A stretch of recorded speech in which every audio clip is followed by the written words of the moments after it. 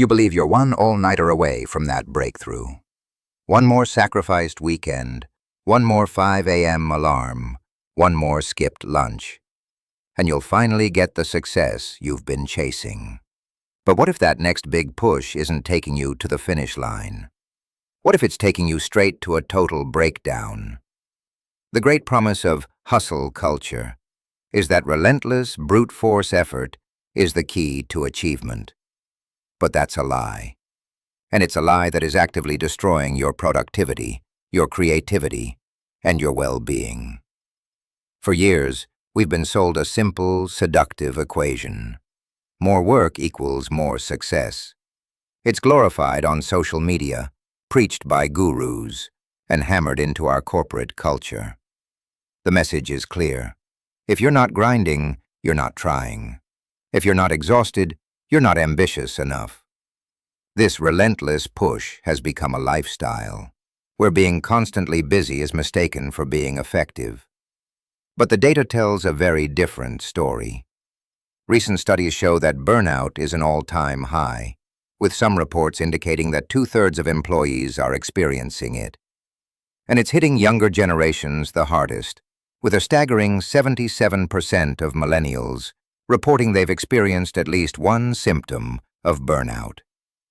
The hustle isn't working. In fact, it's backfiring spectacularly.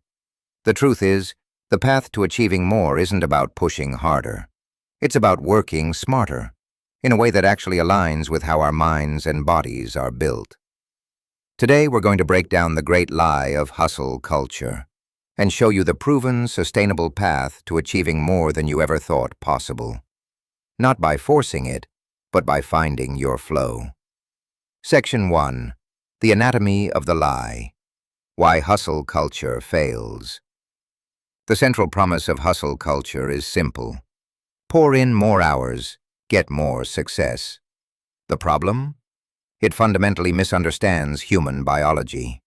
Our brains and bodies are not machines that can run at peak intensity forever. Decades of research show that this approach doesn't just fail to boost output, it actively tanks it. One of the most dangerous myths is equating hours worked with impact. Studies consistently find that productivity falls off a cliff after about 40 to 50 hours a week. In fact, working over 55 hours a week can increase your risk of a stroke by 35% and reduce your productivity to almost zero. This happens because chronic pressure doesn't just make you tired. It degrades your most valuable asset, your ability to think. The prefrontal cortex, the part of your brain that handles focus, planning, and complex decisions, is highly sensitive to fatigue. When it's overworked, you get slower thinking, reduced creativity, and more mistakes. You're in survival mode, not performance mode. This is amplified in organizations where the mantra is, do more with less. The pressure to be always on becomes the norm. We check emails on vacation, work while sick, and treat weekends as a chance to catch up. This constant activation of the body's stress system leads to elevated cortisol levels, which messes with your sleep, memory, and immune system. It's a vicious cycle. The more we hustle, the more we degrade our ability to perform, which makes us feel like we need to hustle even more to keep up. And maybe the sneakiest part of this lie is how we confuse activity with renewal. We might finish a 60-hour work week and then spend the weekend on a competitive sport or a demanding hobby. While these seem healthy, if they're approached with that same pressure-driven mindset, they aren't real recovery. True renewal is less about what you do and more about whether it lets your nervous system genuinely reset. Without that, you're not refueling, you're just burning a different kind of fuel, pushing yourself closer to burnout. Section 2. Are you pushing or aligning? Recognizing the signs. The slide from productive effort to counterproductive pushing is often subtle. You might still be getting things done, but the cost is becoming unsustainable. The difference is whether you are forcing momentum or following alignment. Pushing creates short-term results, but drains your energy. Aligned effort generates sustainable momentum and actually increases your energy. So, how do you know you've crossed into the danger zone? There are 4 clear signs. First, you feel stuck. Every task seems to require a ridiculous amount of effort, like you're trying to push a car uphill in the wrong gear. You're revving the engine and burning fuel, but you're barely moving. When you're in this state, slamming your foot on the gas won't help. You need to stop and ask what's truly required. A different approach? A simpler solution? Aligned work feels less like a grind and more like a flow. Things just click into place without being forced. The second sign is constant, deep exhaustion, even when you're getting results. There's a huge difference between feeling tired after a good day's work and feeling perpetually drained. Pushing requires so much extra energy that it leaves you completely depleted. You might finish a huge project and feel no accomplishment, just relief that the struggle is over. This is a telltale sign your work isn't energizing you. In a state of alignment, the work can still be challenging, but it replenishes you because it feels meaningful. Third, you notice your thinking gets foggy. When you're in survival mode, you become less innovative, less strategic, and way more prone to simple errors. Your brain, under chronic stress, is focused on immediate threats, not big-picture thinking. It's cognitive tunnel vision. You find yourself rereading the same email 5 times, or making careless mistakes on things you normally handle with ease. This isn't a personal failing, it's a physiological response. Your brain simply doesn't have the space for higher-order thinking. And the final sign? Your learning has stalled. An always-on culture kills your ability to grow. Our brains need downtime to process new information. If you're constantly jumping from one task to the next, nothing has time to stick. You might attend a workshop or read a book, but the information goes in one ear and out the other. If you feel like you're running in place professionally, it's a strong sign you're stuck in a cycle that's preventing your growth. Section 3. The Sustainable Alternative, the Pulsing Model. If the always-on grind leads to burnout, what's the alternative? It's not about working less, necessarily. It's about working differently. The solution is a model of pulsing, where you rhythmically move between periods of high-intensity focus and deliberate recovery. Think of yourself as a sprinter, not a marathon runner. A sprinter gives it their all for a short burst and then recovers completely. High performance works the same way. This reframes rest entirely. It's not a reward for when the work is done. It's a strategic part of the work itself. And this isn't just a nice idea. It's backed by neuroscience. When your mind is at rest, it's not idle.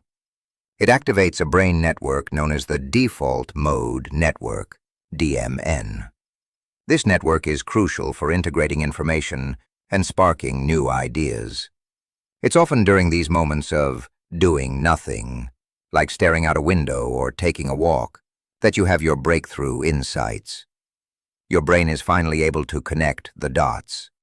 Without these pauses, you're robbing yourself of your brain's natural problem-solving ability. So, what does this actually look like? It starts small.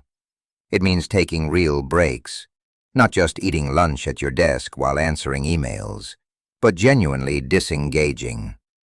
A 15-minute walk outside, a short meditation, or just stepping away from your screen. It also means building in reflection time. After a high-stakes presentation, instead of jumping to the next fire, take just 10 minutes to decompress. Let your nervous system reset. On a larger scale, pulsing involves creating clear boundaries. This could mean meeting-free days to allow for deep, uninterrupted work. For leaders, it's about giving their teams autonomy over how they manage their energy, recognizing that not everyone is a morning person. A culture that supports this flexibility allows people to work with their natural energy cycles, rather than against them. The benefits are huge. Teams that embrace this rhythm sustain their focus, think more creatively, and are more resilient. By embracing effort and recovery, you're not sacrificing ambition. You're making it sustainable for an entire career, not just until the next deadline. Section 4. Strategic productivity. Working smarter, not harder. Rejecting hustle culture doesn't mean you stop caring about results. It means you get smarter about how you get them. It's a shift from focusing on inputs, hours logged, to focusing on outcomes, meaningful progress. This comes down to two things: mastering your time and setting firm boundaries. First, let's talk about time. The hustle mindset screams, "Do everything, all at once." Strategic productivity tells you to prioritize with ruthless clarity. Focus your best energy on high-impact tasks, the ones that move the needle on your long-term goals. Then, break big, scary projects into small, manageable steps. A goal like launch a new product is overwhelming. A task like draft the project brief is achievable. This builds momentum and a sense of control. To protect that focus, use techniques like time blocking. You literally schedule appointments with your tasks. For example, 9 a.m. to 11 a.m. is write quarterly report. During that block, you close your email, silence notifications, and do only that. This is the antidote to the biggest productivity killer of all: multitasking. Multitasking is a myth. What you're actually doing is rapid task switching, which fractures your attention, increases stress, and can reduce the quality of your work by up to 40%. Focusing on one thing at a time leads to deeper work, done faster and better. The second half of this is setting boundaries. This starts with learning to say no. In a culture that praises being busy, we often say yes to look ambitious, even when our plate is full. Saying no to things that don't align with your priorities isn't weakness, it's a strategic decision. You also have to set clear boundaries between work and life. Define your work hours and stick to them. Avoid checking emails at all hours. That psychological separation is critical for recovery. Without it, your brain never truly clocks out. Finally, embrace delegation. Trusting your team doesn't just lighten your load, it empowers them and makes everyone more effective.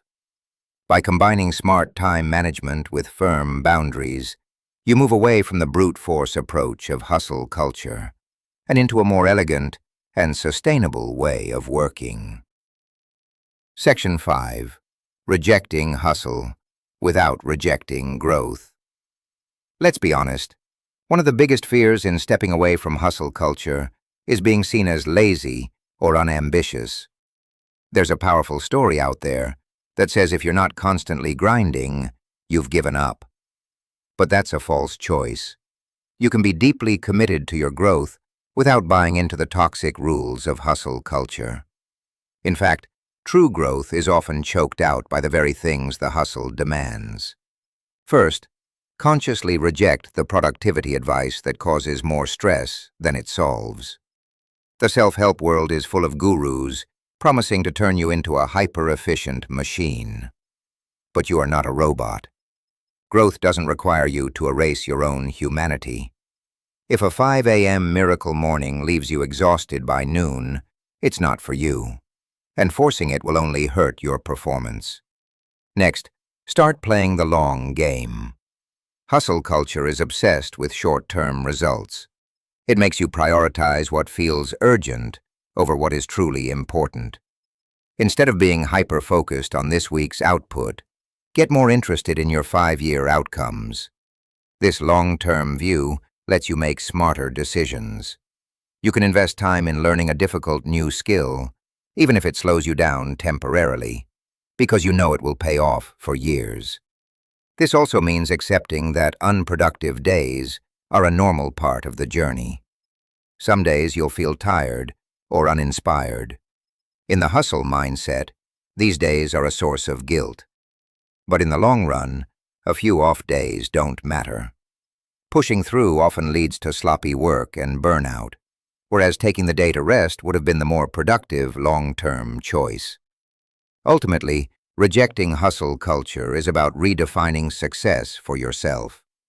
It's shifting from a faster is better mindset to a better is better one. It's understanding that sustainable performance is a marathon, not a series of desperate sprints. Anti-hustle is not anti-ambition. It means you're ambitious enough to build a career and a life that are successful, fulfilling, and sustainable. I want to hear from you. What's the single biggest lie hustle culture has sold you? Was it that sleep is for the weak? That you have to monetize every hobby? Drop your answer in the comments below. Let's expose these myths together and build a healthier path forward. Section 6. Building your renewal toolkit. Knowing you need to rest is one thing. Actually doing it is another. In a culture that glorifies busyness, intentionally doing nothing can feel weird, even stressful. That's why you need a renewal toolkit, a set of simple practices you can use to recharge throughout the day. One of the most powerful tools is conscious breathing. When you're stressed, your breathing gets shallow and rapid, keeping you on high alert. Taking just 1 or 2 minutes after a tense meeting to breathe slowly and deeply can act as a nervous system reset button. It helps lower stress hormones and allows you to approach your next task with a clear head. Another is mindfulness. This doesn't have to mean a 20-minute meditation session. It can be a mindful screen break. Instead of instinctively reaching for your phone, which just adds to the noise, take a moment to look out a window and really notice the details. Or take a quick walk and pay full attention to the feeling of your feet on the floor. These small acts of presence pull you out of the chaos in your head. Your toolkit should also include physical resets. Many of us hold tension in our bodies without even realizing it. Shoulders hunched, jaw clenched. A quick body scan, where you mentally check in from head to toe and consciously relax any tight spots, can make a huge difference. Standing up to stretch every so often is also essential. Finally, it's vital to reframe what a break really is. True renewal requires psychological disengagement, mentally disconnecting from work. So instead of using your break to check the news or manage personal errands, choose something truly restorative. Listen to a song, doodle in a notebook, or have a non-work chat with a colleague. The goal is to give the thinking part of your brain a complete rest. Building these small acts of renewal into your day isn't an indulgence. It's a strategic necessity for high performance. Section 7. The true engine of progress. Consistency over intensity. If the explosive, unsustainable bursts of hustle culture are the wrong approach, what's the right one? The true engine of long-term achievement isn't intensity, it's consistency. It's the small, daily actions, repeated over time, that build unstoppable momentum. Motivation is fickle. It comes and goes. Discipline and consistency are what carry you through when motivation is nowhere to be found. Think about it. Writing 200 words every single day is far more effective than trying to write 10,000 words in one frantic, caffeine-fueled weekend. The daily practice builds a habit, making it progressively easier. Over a year, that steady effort adds up to a full book, accomplished without the panic and burnout.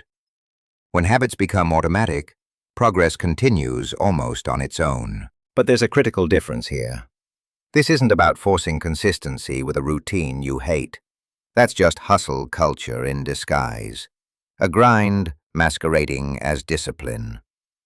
The most powerful progress comes from consistency built on a foundation of alignment. This means you have to regularly check in with yourself. Is your daily routine still serving your goals? Are your goals still aligned with your values? Alignment ensures your efforts are pointed in the right direction. It's the difference between consistently rowing toward your destination versus consistently rowing with all your might against the current. Having the courage to ask, does this still feel right? And adjusting your course is essential. By combining the quiet power of consistency with the wisdom of alignment, you create a sustainable engine for growth. You replace the frantic, anxious energy of hustle culture with a calm, focused, forward momentum. You're building your success brick by brick, day by day, in a way that not only achieves your goals, but also nurtures you along the way. For too long, we've been told that our worth is measured by our exhaustion, and that success demands self-sacrifice. We've been told to hustle, to grind, to push through the pain. But this path doesn't lead to sustainable success. As recent data shows, with burnout affecting a majority of the workforce, it's clear this model is fundamentally broken. The truth is, high performance isn't about relentless effort. It's about rhythm. It's about pulsing between focused work and strategic recovery. It's about rejecting the false choice between ambition and well-being, and instead building a system where they fuel each other. By working in alignment with your natural energy, setting firm boundaries, and choosing consistency over chaos, you don't just work better. You create a foundation for a lifetime of growth.